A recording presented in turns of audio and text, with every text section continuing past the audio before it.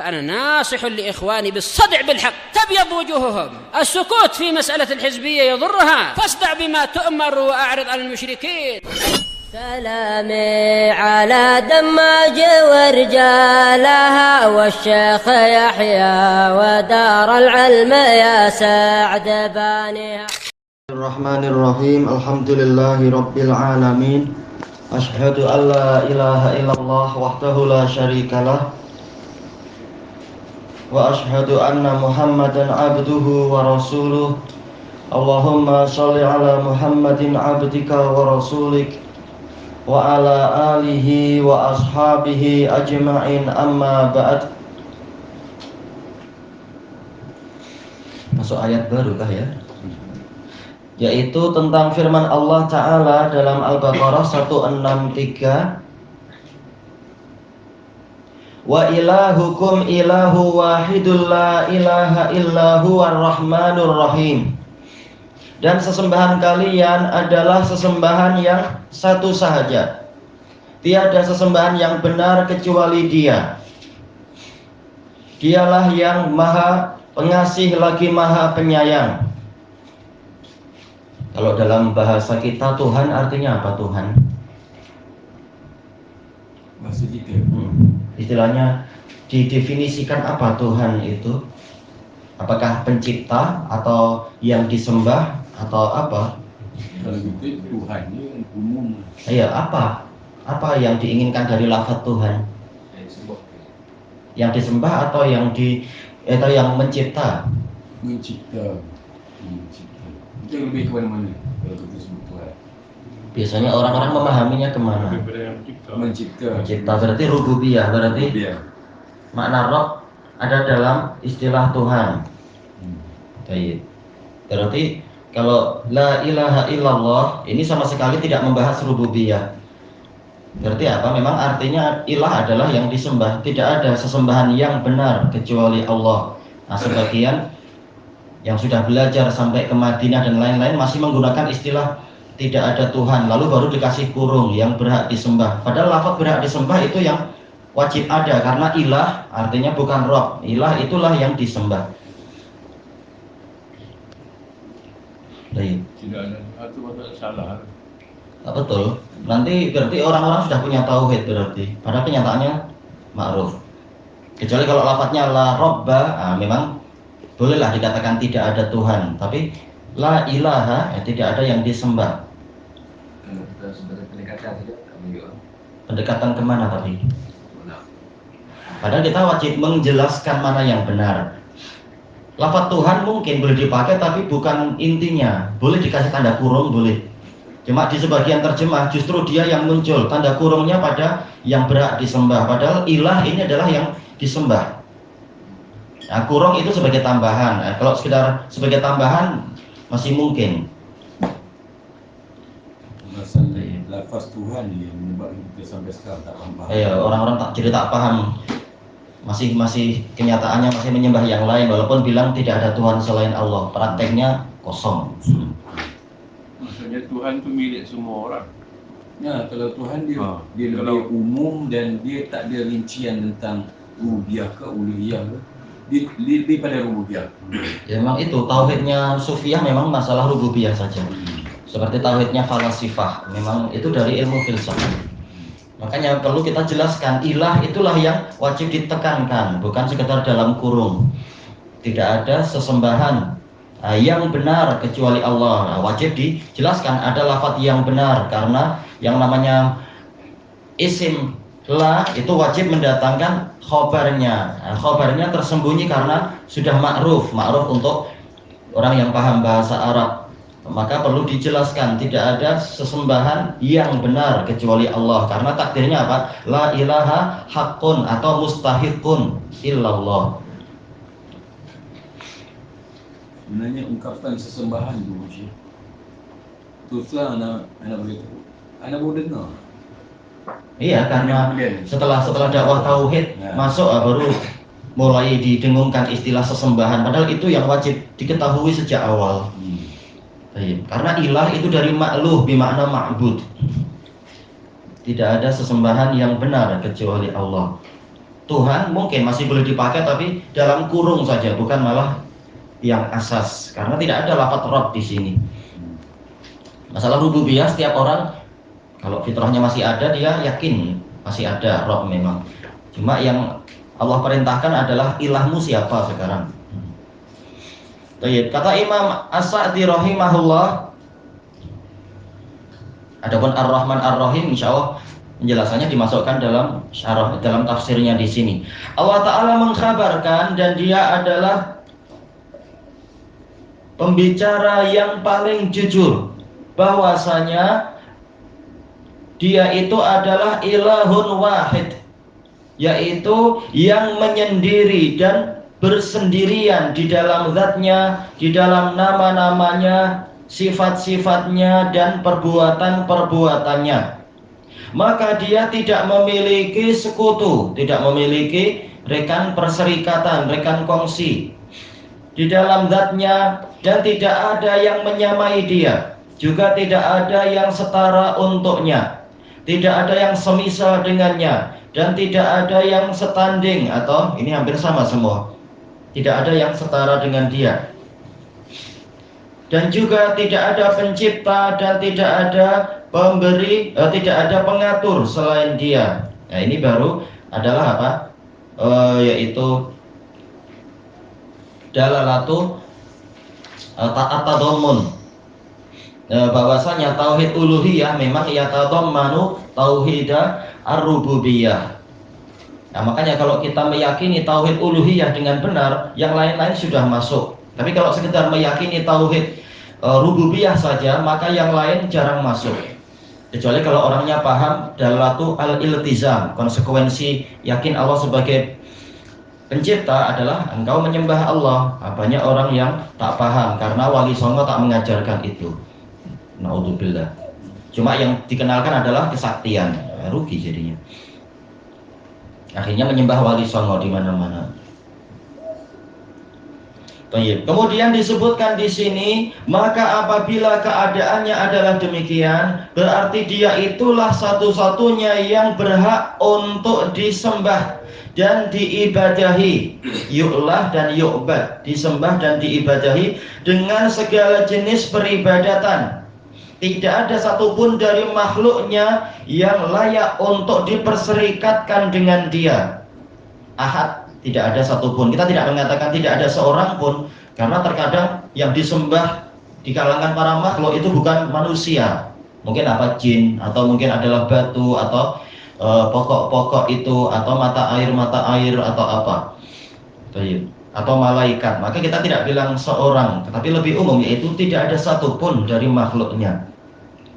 Karena dia itulah Ar-Rahmanur Rahim, yaitu yang memiliki sifat rahmat yang agung, yang mana tidak ada satu makhluk pun yang mampu untuk menyamai dia dari sisi rahmatnya.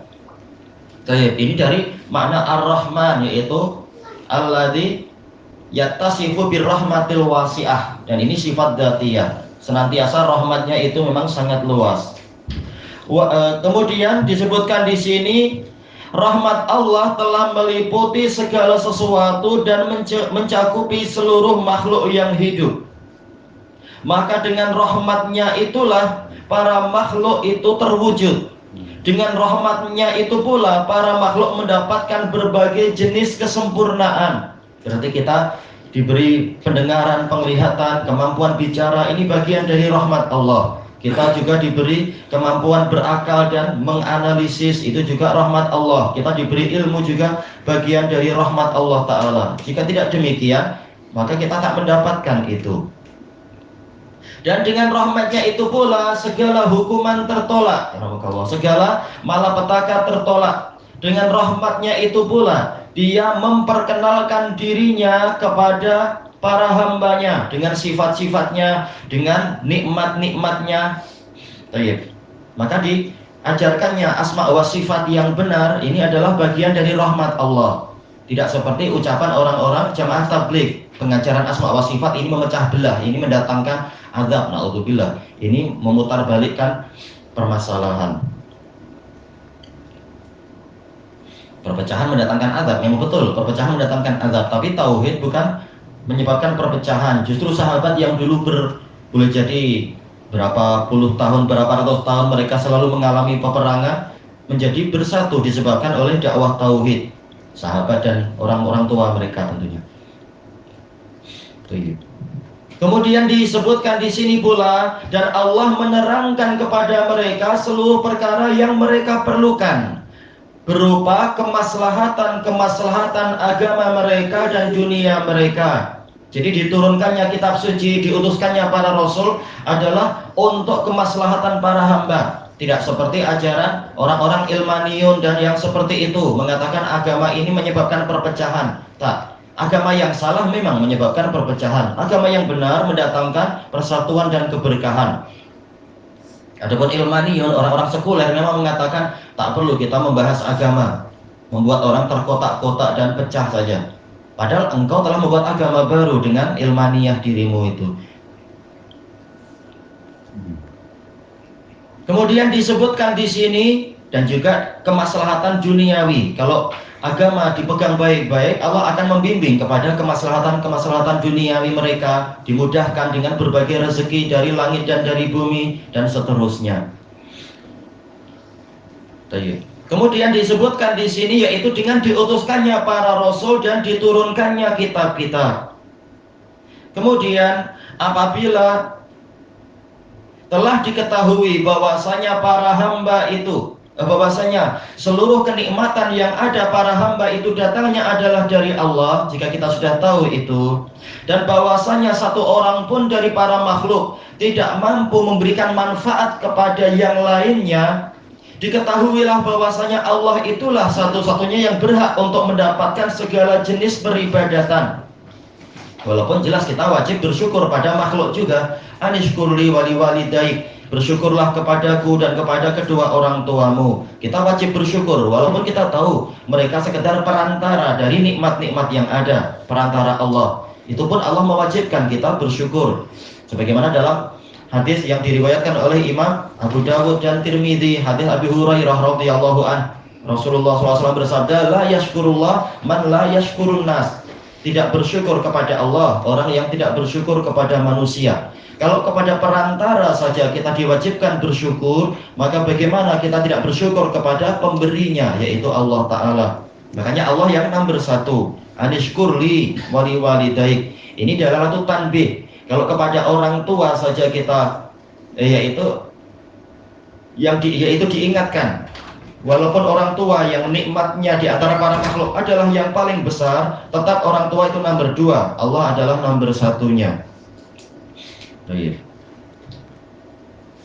Apalagi untuk nikmat yang lain-lain yang didapatkan dari orang lain, tetap nomor satunya adalah Allah. Kita bersyukur kepada mereka dan lebih bersyukur lagi kepada yang memberikan, yaitu Allah Ta'ala. Perantara saja disyukuri, apalagi yang pemberi yang sebenar. Ini istilahnya adalah dalalatut tanbih. Baik. Maka hanya Allah lah yang berhak mendapatkan segala jenis peribadatan dan berhak untuk disendirikan di dalam kecintaan, di dalam rasa takut, harapan, pengagungan, dan kebergantungan. Ya, bergantung pada Allah dalam masalah kesehatan, dalam masalah menolak mara bahaya dan seterusnya. Bukan bergantung pada apa itu istilahnya munazzamat, organisasi ini dan seterusnya itu. Tapi bergantungnya adalah pada Allah.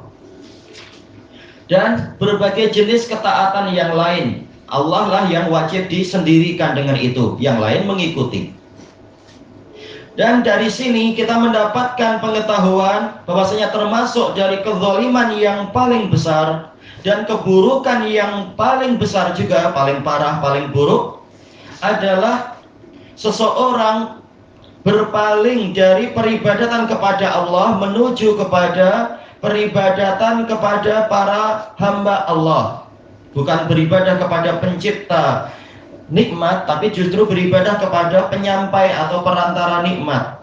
Terkadang orang mau menyembah sesuatu karena apa? Oh, dia ini yang berjasa, dia ini yang menyelamatkan saya, atau apa itu. Oh, dia keris sakti, mampu berdiri, saya perlu mengagungkan dia. Padahal jinnya yang susah payah disuruh menegakkan terus, cuma kita yang tak nampak. Itu pun tak mampu apa-apa. Ketika ada COVID, mana itu keris-keris berdiri, tak mampu melindungi kita atau melindungi pemiliknya istilahnya. Baik. Dan termasuk dari kezaliman yang terbesar dan keburukan yang paling parah adalah para makhluk justru diperserikatkan. Padahal para makhluk itu terbuat dari tanah. Diperserikatkan dengan siapa? Dengan Rabbul Arbab, dengan pemilik segala makhluk. Arbab, kata para ulama, maksudnya adalah al-marbubun, yaitu para makhluk. Atau justru makhluk yang diatur itulah yang disembah. Makhluk yang lemah justru disembah. Dari segala sisi, yaitu segala sisi pola peribadatan, beserta pencipta dan pengatur, yaitu menyembah makhluk dan juga menyembah Allah yang memang berbuat syirik. Yang maha kuasa, yang maha kuat, yang mana kekuatannya telah menundukkan segala sesuatu, atau kembali ke dia. Dia telah menundukkan segala sesuatu. Justru sebagian orang, malah banyak orang justru ya, menyembah para makhluk di samping menyembah penguasa tersebut, menyembah Allah. Yang mana segala sesuatu telah tunduk kepadanya. Tapi manusia atau mungkin juga jin dengan kejahilannya malah menyembah para sesama hamba juga. Maka di dalam ayat ini ada penetapan tentang satunya si pencipta, wahdaniyah. Makanya di sini yang ditekankan adalah wahid. Wa ilahukum ilahun wahid. Tak ada istilah trinity atau apa itu at-taslis kalau di dalam istilah Arabnya. Tuhan yang tiga adalah satu adalah tiga. Ketika disuruh mensyarah, dia sendiri bingung. Engkau tak perlu bertanya. Baik, ternyata yang pendetanya pun bingung untuk menjelaskan. Dan menetapkan ilahiyah dia, yaitu dia hanya satu di dalam ilahiyahnya. Dan juga penetapan tidak adanya uluhiyah tadi pada yang lain. Hanya Allah lah yang memiliki sifat uluhiyah. Yang lain dari kalangan para makhluk, semua itu ditiadakan ilahiyah pada mereka. Dan juga di sini ada keterangan tentang asal dalil terhadap segala perkara itu. Bagaimana cara kita berdalilkan hanya Allah lah yang berhak disembah, yaitu ditetapkannya rahmat Allah Ta'ala, yang mana di antara jejak-jejak dan yaitu tanda-tanda rahmat Allah adalah adanya seluruh nikmat dan tertolaknya seluruh nikmah. Yaitu apa? Nikam, dia adalah bencana atau mara bahaya atau malapetaka. Terkadang nikmah itu artinya hukuman. Ini adalah bagian dari rahmat. Dan ini nanti garis merahnya akan masuk kepada pembahasan akidah tadmuriyah, tentunya dalam talkhisnya. Di antara cara kita tahu Allah memang punya sifat rahmat adalah ini, adanya kenikmatan dan tertolaknya berbagai malapetaka. Itu menunjukkan Allah punya sifat rahmat, yang justru sifat ini ditiadakan oleh orang-orang Asy'ariyah. Padahal ini termasuk sifat yang paling jelas dalilnya di dalam dalil nakli dan paling jelas di dalam dalil akli. Justru mereka tidak menetapkan itu. Kata beliau, dan ini adalah dalil secara global tentang satunya Allah Ta'ala, tidak berbilang, tidak punya anak dan tidak diperanakkan, dan seterusnya itu. Kita masuk kepada kalam Imam Ibnu Katsir rahimahullah tentang ayat ini. Wa ilahukum ilahu wahidul la ilaha illa huwar rahmanur rahim. Kata Imam Ibnu Katsir rahimahullahu ta'ala, yukhbiru ta'ala an tafarrudihi bil ilahiyah. Allah Ta'ala mengkabarkan bahwasanya dia bersendirian di dalam ilahiyah, hak untuk disembah. Wa annahu la syarika wala adilalah. Atau boleh kita batalkan amalan la di situ. La syarikun wala adilun lah. Tidak ada sekutu dan tidak ada yang setara untuk dia. Bal huwallahul wahidul ahad. Bahkan dialah Allah yang wahid, yaitu yang pemilik sifat tertinggi satu-satunya. Ahad, yang bersendirian di dalam zatnya. Ini ketika dibezakan, apa beza antara wahid dan ahad? Kalau bahasa kita mungkin nampak sama, tetapi telah dijelaskan oleh para ulama lughah bahwasanya wahid itu yaitu tafarroda fis sifat. Kalau ahad itu tafarroda fil zat. Betul-betul sendirian dari sisi sifatnya. Hanya dia yang maha segalanya. Maka makhluk tak boleh dikatakan maha mulia, maha ini, maha itu, dan seterusnya. Ini hanya untuk Allah. Kenapa? Apa bezanya wahid dan ahad? Nah, ini yang sedang dibahas, yaitu dia tunggal, dia sendirian, dia satu-satunya di dalam sifat-sifatnya. Kalau yang ahad, dia adalah yang tunggal, yang sendirian, satu-satunya di dalam zatnya. Maka tidak ada lagi yang layak dikatakan ini anak Tuhan, atau ini adalah bahwasanya dia dilahirkan dari yang lainnya. Nah, ini dari sisi ahad. Makanya qul huwallahu ahad, Allahus samad, lam yalid wa lam yulad. Karena al-ahadiyah ini kembali pada masalah zat. Zatnya hanya satu, tidak beranak, tidak diperanakkan, tidak bercabang ke yang lainnya, dan tidak dipercabangkan dari yang lain. Untuk wahid ini kembalinya kepada dia tunggal dalam masalah sifat, sendirian. Yang lain walaupun punya ilmu, tetapi hanya Allah lah yang maha berilmu. Yang lain punya kemuliaan, tapi Allah lah yang maha mulia, dan seterusnya. Dia bersendirian di dalam sifat maha tadi. Al-Farad, nah ini maknanya hampir sama. Al-Farad kata para lughawiyun kembali kepada mutafarrid, sama saja kembalinya ke situ, yaitu sendirian. Hanya dia satu-satunya, maha tunggal. As-Samad, As-Samad ma'ruf, dia memiliki 4 makna. Yang pertama adalah yang ditafsirkan dalam ayat tadi, alladzi lam yalid wa lam yulad, yang dia tidak beranak dan tidak diperanakkan.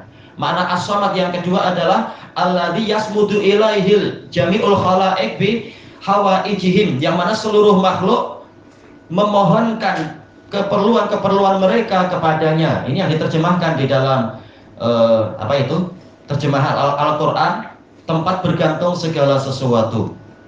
Yang ketiga adalah as-sayyidul kamil. As-samad artinya pemimpin yang sempurna, sebagaimana itu tafsir dari Ibnu Abbas.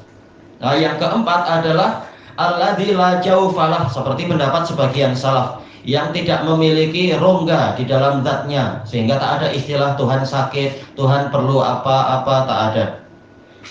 Atau diserang oleh apa, tak ada yang mampu untuk menyerang Allah Ta'ala. Mendekat saja tak mampu. Mendekat dalam artian untuk menimbulkan bahaya dan seterusnya. Ini makna as-samad, memiliki 4 makna. Alladzi la ilaha illahu, yang mana tiada sesembahan yang benar kecuali dia. Wa annahur rahmanur rahim, dan bahwasanya dialah yang maha pengasih lagi maha penyayang, kalau dimudahkan bahasanya itu ya, yang maha luas rahmatnya, dan ar-rahim, yang rahmatnya itu mencapai para makhluk yang dia kehendaki. Dan dua-duanya adalah memakai sighat mubalaghah, rahman wazan fa'lan, menunjukkan sa'ah walin tila, yaitu luas dan penuh, sebagaimana kata Ibnul Qayyim di dalam kitab beliau Bada'iul Fawaid. Ar-rahim ini sighat mubalaghah dari rahim, sangat menyayangi para hamba, rahmatnya sampai kepada hamba yang dia kehendaki. Ini sifat fi'liyah. Wa qad taqaddama tafsiru hadainil ismain fi awalil Fatihah, dan telah berlalu tafsir dari 2 nama ini di dalam Al-Fatihah, tafsir yang sangat luas tentang Ar-Rahman dan Ar-Rahim. Itu pun sebagian orang tetap tidak yakin Allah punya sifat rahmat. Na'udzubillah. Iya, dari 7 atau 20 tak ada dikatakan rahmat. Dengan alasan apa? Ini menunjukkan kelemahan. Rahmat adalah riqqatul qalb. Rahmat itu adalah lembeknya hati. Sementara Allah tak boleh punya hati. Kita bilang sejak awal, dari mana engkau tahu Allah punya hati? Kemudian rahmat adalah riqqatul qalb. Itu tafsirmu yang sangat pendek saja. Mereka mengatakan karena yang dikatakan rahmatnya luas itu adalah ibu-ibu, dan hatinya lembut, hatinya lunak, senang menangis, senang terharu, dan seterusnya, sehingga rahmat memang riqqatul qalb kata dia. Ini tafsir yang salah. Apakah orang tua, apakah bapak tak punya rahmat? Justru ketegasannya itu boleh jadi tanpa engkau ketahui ada rahmat di balik itu. Rasulullah laki-laki, dan beliau dikatakan Raufur Rahim di akhir-akhir ayat At-Taubah. Dan tidak dikatakan Rasulullah itu hatinya adalah lembek dan seterusnya. Maka tahulah kita definisi yang dipakai Asy'ariyah bahwasanya rahmat adalah riqatul qalb itu salah. Kalaupun itu betul, itu berlaku untuk makhluk. Apa yang ada pada makhluk tidak boleh dipaksakan berlaku pada Allah Ta'ala. Nah, sejak awal definisinya dan gambarannya keliru tentang rahmat. Lalu dengan gambaran yang keliru mereka menolak rahmat, yaitu meniadakan rahmat dari Allah Ta'ala. Kemudian ditakwil, rahmat adalah iradatul in'am, kembali ke sifat iradah dan seterusnya. Ini adalah membatasi Allah Ta'ala, padahal Allah Ta'ala sifatnya tidak layak untuk dibatasi. Makanya untuk ayat ini saja, ini adalah bantahan yang sangat kuat kepada orang-orang yang mengingkari sifat rahmat untuk Allah Ta'ala.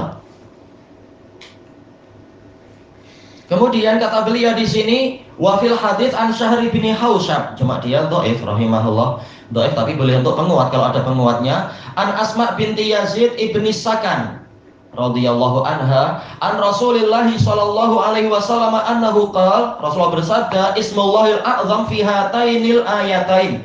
Nama Allah yang paling agung ada di dalam dua ayat ini. Wa ilahukum ilahu wahidul la ilaha illa huwar rahmanur rahim. Wa alif lam mim. Allahu la ilaha illa huwal hayyul qayyum. Dibahas enggak ya dalam catatan kaki? Sayang tak dibahas di sini. Tapi hadisnya hasan li ghairi. Karena memang ada penguat-penguat sebagaimana dijelaskan oleh Syekhuna Kamal Al-Adani di dalam tahrij beliau terhadap kitab Al-Qawaidul Muslah, dan juga dibahas juga oleh Syekhuna Abdul Hamid Al-Hajuri. Kesimpulannya hasan li ghairi. Baik, apa yang menyatukan di antara dua ayat ini yaitu Allah. Ilahukum ilahu wahid, la ilaha illahu, kembali ke lafdzul jalalah Allah. Demikian pula ayat yang kedua, Allahu la ilaha illahu wal hayyul qayyum, kembali ke lafdzul jalalah Allah. Maka yang betul adalah pendapat jumhur dan dirajihkan oleh Syekhuna Yahya bahwasanya Ismullahil A'zam adalah Allah, karena dia adalah a'raful ma'arif dengan kesepakatan para ulama, sebagaimana dinukilkan oleh Imam Ibnul Qattan Al-Fasi dalam kitab beliau Al-Iqna' an Masailil Ijma'. Yaitu a'raful ma'arif adalah lafdzul jalalah Allah, makrifat yang paling dikenal yaitu Allah. Nama-nama yang lain mungkin sebagian orang tak tahu di dunia ini, tapi lafdzul jalalah Allah semuanya tahu. Itu telah Allah tanamkan di dalam jiwa setiap anak sebelum dia dirusak, karena ini sudah diambil perjanjian di alam ruh. Makanya yang paling mereka tahu adalah lafaz Allah. Summa dzakara ad-dalila ala tafarrudi bil ilahiyah. Lalu Allah menyebutkan dalil tentang bersendiriannya Allah, tunggalnya Allah dengan ilahiyah. Bi tafarrudihi bi khalqis samawati wal ard, dengan bersendiriannya dia di dalam menciptakan langit dan bumi. Tauhid rububiyah yastalzimu tauhidal uluhiyah. Kalau tauhid uluhiyah yatadammanu tauhidah ar-rububiyah wal asma' was sifat. Kalau tauhid uluhiyah itu memang pasti sudah mengandungi tauhid rububiyah dan asma' was sifat. Maka orang yang memang tauhidnya sudah benar, tauhid uluhiyahnya benar, yakin hanya Allah yang layak disembah, tak perlu ditanya pencipta alam semesta siapa, tak perlu. Dia sudah lebih paham daripada Anda. Tapi orang yang mengatakan tiada Tuhan selain Allah atau tiada pencipta selain Allah, belum tentu dia meyakini yang berhak disembah hanyalah Allah. Belum tentu dia tahu itu. Karena memang tauhid rububiyah itu bukan yatadhamman, tapi yastalzim, mewajibkan adanya. Baik, belum masuk di dalamnya tauhid uluhiyah, tapi mewajibkan untuk mendatangkan itu.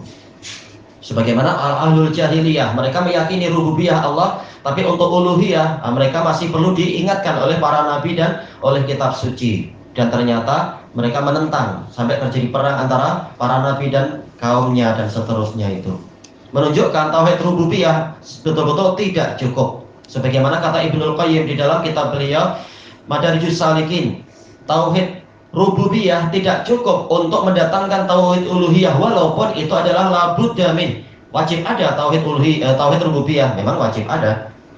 Tak boleh kita meyakini pencipta-pencipta yang lain. Tayyib ilahuna wallahu a'lam. Belum selesai ya, sedikit lagi ya. Wa ma baina dzalik, yaitu Allah lah yang menciptakan langit dan bumi, wa ma fihima, dan apa saja yang ada di dalam langit dan bumi, dan wa ma baina dzalik, apa saja yang ada di antara langit dan bumi, mimma dzara'a wa bara', dari apa yang Allah tebarkan dan Allah ciptakan. Ini hampir sama ya. Bara'a, mencipta. Minal makhluqat, dari kalangan para makhluk, ad-dallati ala wahdaniyatih, yang para makhluk itu sendiri menunjukkan Allah itu memang hanya satu saja. Seandainya orang paham, terutama orang yang sudah belajar apa istilahnya fisika atau chemistry atau biologi ataupun segalanya, semuanya kalau dia dapat taufik, dia tahu hanya Allah lah yang mencipta itu, tak ada yang lain. Ilahuna wallahu a'lam.